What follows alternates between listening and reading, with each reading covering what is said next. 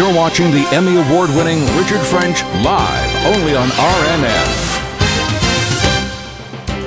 Last night, we took you behind the walls of a maximum security prison for a look at a very special program. It's called YAP, or Youth Assistance Program. High school students spending a day behind bars talking to hardened inmates. They talk about the choices they made that led them into prison. And last night, our focus, it was on the students themselves, but it turns out there's much more to this story than meets the eye. Let's bring back Andrew Whitman, who joins us now with more. Well, Rich, sometimes when we're filing these reports, we find a surprise, and so it was inside the Sullivan Correctional Facility as we followed that group of students from Ardsley High School through their day in the YAP program. The expected story that the life lessons of inmates would reach these kids in a way that other lessons about morality and decision-making would not. But the surprise was that in many ways this program did for the inmates what other parts of our correction system could not do, and that these life lessons applied to them as well. It's just different because you're hearing it from people that actually went through it and had the experience, so I think it hits you differently when it's not just reading it out of a textbook, seeing someone hands-on who's in prison right now because of the wrong decision they made. I would never really want to end up here. I feel horrible for people who have to go through this every day. You know? It is for these students their first look at the realities of prison. That's how prison is. Black stays with blacks, Spanish stays with Spanish, white stays with white. It's crazy. I get a satisfaction to just save one kid. If I could save one kid, I think I did my job. Green Eyes is one of 5 YAP instructors we met at Sullivan. He's 7 years into a 17-year sentence. His crime? Murder. I just thought it couldn't happen to me. If I would have went through an experience like these kids is going through, coming to a prison, coming to a Sullivan, to an Attica, to a Sing Sing, I think I would have changed my ways and I wouldn't make the same decisions I made. Some of us did a lot of damage in the community and we did a lot of harm, and we're trying to undo some of the damage we did by trying to do the right things now. King's damage? Kidnapping. He's been inside for 23 years of a 25 to life sentence. And if you don't like it, don't come to jail. King has worked hard to rebuild his life behind bars. He's earned a master's degree, works as a drug counselor, and with an HIV awareness group. But meeting these kids may be the most powerful part of his time in the state correction system. With the type of music out today and the different movies we see, the glorification of prison, a lot of people think prison is a passive right, a rites of passage. They want to come to prison and so on. But prison is no place to be, because once you come in, it's no guarantee you're going to get out.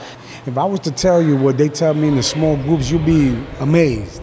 Their roles are complicated. Part teacher, part big brother, part counselor. Roles they take very seriously, and so do the students. As seeing them, I saw a grown-up part of me that I could have been, and seeing that made me realize I don't want to go down this path anymore. It's not for me. They can relate more to us due to the fact that we already did that. We already been through it. And a lot of these kids, they have this tendency of believing that their parents ain't been through it and stuff like that. The inmates don't receive anything for their efforts. No time off their sentences, no special privileges, no extra pay. But they say there are other motivations for being involved. This is a rehabilitative act for me. I'm able to see my childhood and I'm able to see my sons, you know, and how important, you know, that I need to be as a father. Before I was in the program, I had a particular mentality where it was just basically myself. So I was doing time, I was doing the best that I could, I was dealing with appealing my case. I was doing all the things that one would do while in prison. But at a point, one comes to realize that there's more than just yourself. Every inmate we met inside told me that if they had been involved in a program like this, they would not be behind bars today. Most have kids of their own, now teenagers. They see their kids in these kids and hope their own children can experience prison life in practice too, so they don't have to face it for real. I want you to take your right hand and the left hand and grab your cheeks, your buttocks. And I want you to spread them. And there's one more benefit the inmates say, a future. A future out of prison, a future on the right path, aided by what they've learned and by what they're teaching. A future helping others avoid their pasts. To be able to formulate a nonprofit organization regarding mentoring and leadership, because of all the stuff that I've seen. I have faith. I have so much faith. And, you know, my family helps me to maintain strong. to keep that faith. So I believe one day, you know, I'm gonna come out of prison. This is something that I would like to follow through. I would like to go out to help the youth.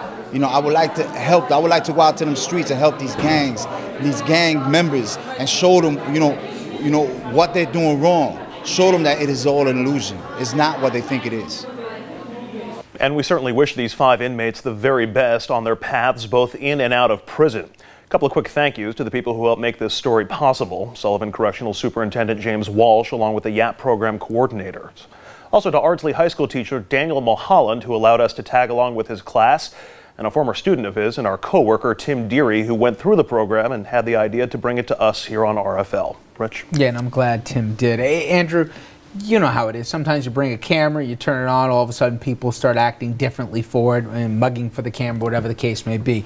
Was that what happened here behind the walls, that the cameras got him to, you know, emote a little higher? It's always tough to get that sense when people are talking to us, but it wasn't so much when they were talking to us, but when they were talking to the students, that you got a sense that they were being quite genuine. And also in some of the bites that we heard, where they were talking about their families and the impacts it's had on their lives, the extended people in their surroundings. It gave me the sense that this was really coming from the heart. Let's start with the students. What do you think reached them the most of what you saw? Well, it was actually a couple of parts that we couldn't bring you on camera. One was talking about the dangers in the yard and how the fact that these guys go to sleep every night not sure if they're going to wake up, or they walk into the yard and they're not sure if they're going to be attacked. The other one was about sex behind bars. There's a whole sordid world that nobody really wants to hear about, and when you hear about it firsthand, you could see the eyes widen in those students. You talked about the inmates themselves getting a lot out of this program. Give an idea to the people how.